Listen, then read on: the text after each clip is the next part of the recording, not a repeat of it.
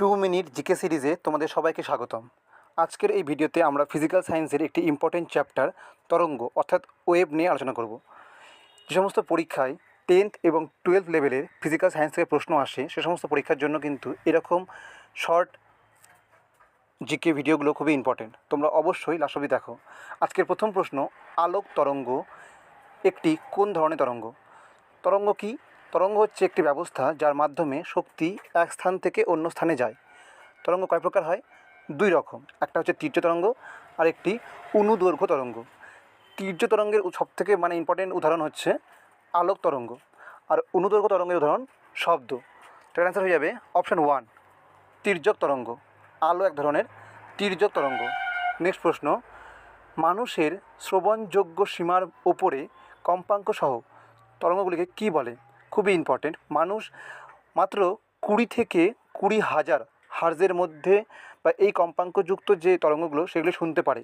আমাদের কান কিন্তু 20 থেকে 20,000 হার্জ কম্পাঙ্কের শব্দকে বা তরঙ্গকে শুনতে পারে।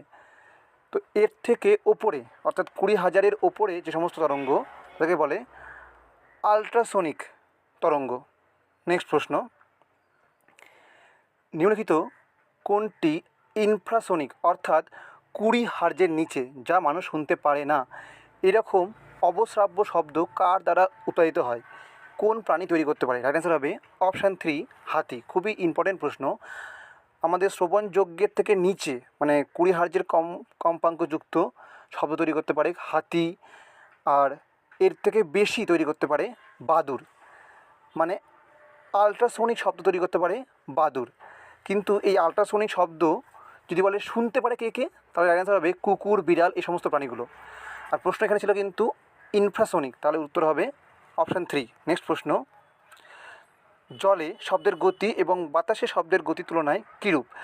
যে সমস্ত পদার্থগুলো বেশি ডেন্স বা ঘন সেখানে কিন্তু শব্দের গতিও বেড়ে যাবে, তাহলে এখানে অ্যান্সার হবে অপশান 3, অধিক হয়। নেক্সট প্রশ্ন, কোন মাধ্যমে শব্দ তরঙ্গ চলাচল করতে পারে না? খুবই ইম্পর্টেন্ট প্রশ্ন। শূন্য স্থানে বা শূন্য মাধ্যমে শব্দ চলাচল করতে পারে না। নেক্সট প্রশ্ন, কোন আলো তরঙ্গ দৈর্ঘ্য সবচেয়ে কম? আমরা জানি বেনিয়া সহ কলা, এর মধ্যে লাল যার তরঙ্গ দৈর্ঘ্য সবথেকে বেশি, আর প্রথম অক্ষর বে বেগুনি, এ তরঙ্গ দৈর্ঘ্য সবথেকে কম। তো এর অ্যান্সার হয়ে যাবে অপশান 2। নেক্সট প্রশ্ন, 20 হার্জ কম্পাঙ্কের ধ্বনিকে কী বলবো? এটা 20 এবং 20,000-এর মধ্যে অবস্থিত, তাহলে এটি একটি শ্রবণযোগ্য শব্দ। নেক্সট প্রশ্ন, 0 ডিগ্রি সেন্টিগ্রেড বাতাসে শব্দের বেগ কত?